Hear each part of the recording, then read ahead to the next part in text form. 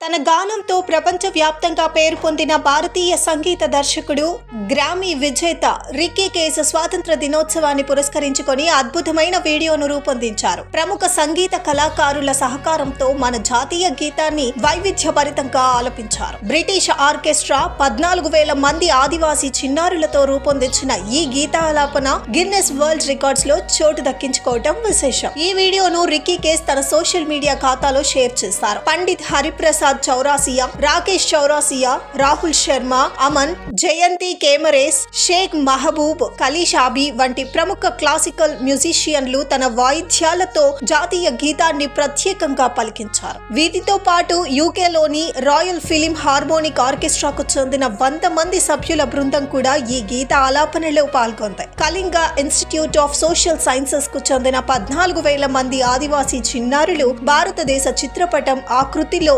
భారత్, ఆంగ్ల, హిందీ అక్షర క్రమంలో నిల్చొని జాతీయ గీతాన్ని ఆలపించారు. ప్రస్తుతం ఈ వీడియో సామాజిక మాధ్యమాల్లో వైరల్ అవుతోంది.